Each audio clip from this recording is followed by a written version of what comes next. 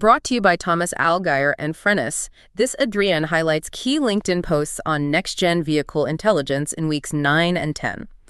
Frennis supports automotive enterprises and consultancies with market and competitive intelligence, decoding disruptive technologies, customer needs, regulatory change, and competitive moves, so product teams and strategy leaders don't just react, but shape the future of mobility. Welcome to the Deep Dive, everyone. We are really excited to have you with us today. Yeah, we've got an amazing lineup. Today, we're exploring the top next-gen vehicle intelligence trends that we've seen across LinkedIn during calendar weeks 9 and 10. It is a packed agenda. We're going to be unpacking the reality of vehicle software platforms, the geopolitical race happening in mobility right now, and that big pivot in autonomous driving. Right. And we'll also get into ecosystem collaboration and, of course, the invisible threats in automotive cybersecurity. It's a lot to cover. It really is. So let's just dive right into it. Let's start with the foundational shift that's basically defining the whole industry right now, the transition from hardware-first engineering to software-defined vehicles, or SDVs. Yeah, the big buzzword. Exactly. And I want to kick things off with a post from Michael Beller. He had this really optimistic take about vehicles becoming these updatable, intelligent systems. Which is the dream, right? Right. But then Sabine Magot came in with a massive reality check. She compared this whole shift to SDVs to astronomy's Great Filter. Oh, wow. That's an aggressive analogy. It is, but it makes so much sense. Like, the Great Filter is this structural barrier where OEMs essentially have to get much slower and endure all these rising costs before they can actually get faster and reap the benefits of a platform. Yeah, I mean, it's a structural desert they have to cross. And Vinicius to Design really built on this with an economic perspective. What did he say? Well, he argued that SDV fragmentation isn't just a technical issue, It fundamentally changes the cost curve. So if you have fragmented life cycles across all your different car models, your costs don't just grow linearly, they grow super linearly. Wow. Okay, let's unpack this for a second. Is building an SDV platform essentially like trying to replace the foundation of a house while the family's still living inside it? That is exactly what it's like. You have to keep the legacy systems running to pay the bills while ripping out the floorboards. And that brings me to Marcus Rettstadt's provocative thought on this. He said that if an OEM still needs like a spreadsheet to figure out what breaks when a requirement changes, then it's not a software-defined vehicle. Oh, I saw that. Yeah.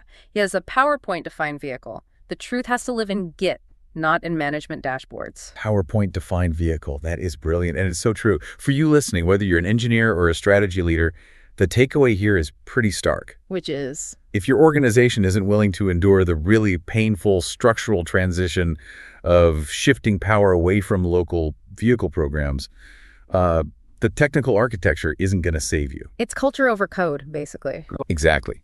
And if that internal struggle wasn't hard enough, we have to look at how different regions are handling this pressure. Right, moving from the internal OEM struggles to the global battlefield. Yeah, and the velocity of innovation here is just wild. It really is. H. Manguino shared this fascinating data point. Did you see the numbers on fleet ages? I did, but break it down for everyone. So China is iterating its SDVs on a fleet with an average age of just 5.5 years.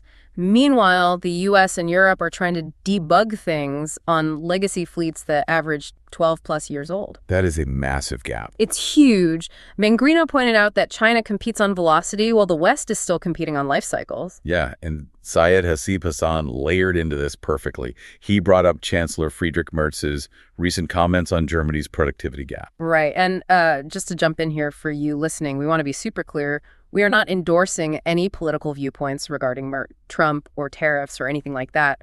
We're just impartially reporting on the strategic market dynamics from these sources. Exactly. Purely looking at the business side. And Hassan explains that the architectural difference is what matters here. EU OEMs validate for perfection in a lab. They want it flawless before it hits the road. Which takes forever. Right. But Chinese OEMs, they validate with millions of users actually out on the road. They learn in real time. And the brain consequences of this race are really starting to show. Pedro Pacheco noted that Audi actually had to rely on the Chinese OEM IM motors for their EV tech. I remember reading that. Yeah, and because of that, Audi had to drop their prices and essentially dilute their premium brand power. They just couldn't move fast enough internally. It's a tough spot to be in. And Philip Rasch highlighted something even wilder. Ford CEO Jim Farley met with the Trump administration to propose bringing Chinese automakers to produce in the U.S. via joint ventures. Which is just crazy when you think about the history. Totally. It's reversing the exact playbook China used against the West 40 years ago. It really is a full circle moment. And it makes me think of Augustin Friedel's concept of the 4 tribes of automotive. Oh yeah, walk us through that. So he maps out the industry from specialized hardware makers all the way to ecosystem players. And his main point is that the most dangerous place to be right now isn't just being a legacy hardware maker. What's worse than that? Being a legacy hardware maker that deludes itself into thinking it's a nimble software ecosystem player. Ouch. Yeah, pretending to be a tech company when you're still relying on spreadsheets. Exactly. You can't fake it anymore. Well, and because this geopolitical and technical race is just too fast for any one OEM to win alone, they're being forced to collaborate. Which brings us to the ecosystem conversation. Right. Brian Carlson and Matt Damasino posted about the SDVs marketplace celebrating its 2nd anniversary. It's basically this hub for new collaboration. Yeah, places share and buy software components. But here's my pointed question for you. If everyone is sharing open source software, who actually takes the blame when the brakes fail? That is the ultimate question, right? And Naveen C. broke this down beautifully by comparing Eclipse S-Core and Alloy Core. Okay, what's the difference? Well, the ecosystem layer, that's CoR, is where the open collaboration happens. It's fast, it's open source. But maybe not road ready. Exactly. You absolutely need a foundational safety-certified layer like Alloy Core sitting underneath it. Right, to handle the liability and the audits. Yes. Open source is great for innovation, but it has to be, as Naveen says, shippable. You need release discipline when people's lives are on the line. That makes total sense. And this ecosystem expansion isn't just happening in software, it's applying to connectivity, too.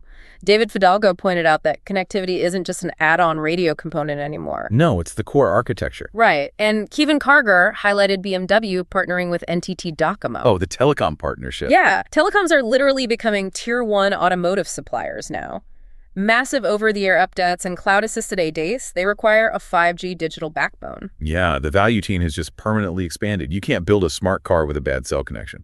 Exactly. So with all this computing power and connectivity, what does this actually mean for the driver? What about the promise of self-driving cars? The autonomy reality check. Yes. Let's get into safety and sensors. I loved this fun fact from Sony Andrews Jobudas.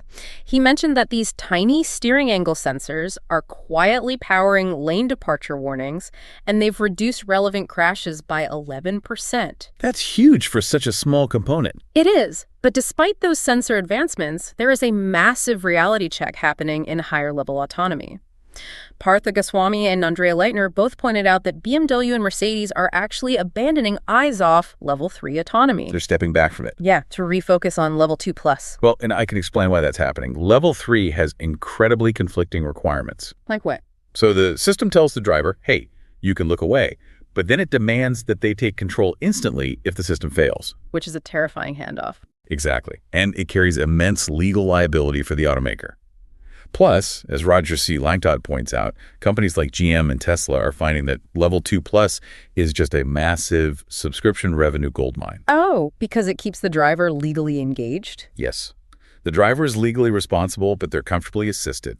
It's way less risk for the OEM, but they still get the recurring revenue. So wait, what does this all mean for the automotive engineer? Are they just becoming, glorified IT workers? Not at all. Sean Sia had a brilliant insight on this. He pointed out that a modern vehicle has 100 million lines of code making thousands of probabilistic decisions. 100 million? That's hard to even wrap your head around. Right. And his point is that software won't replace engineers. It will expose them.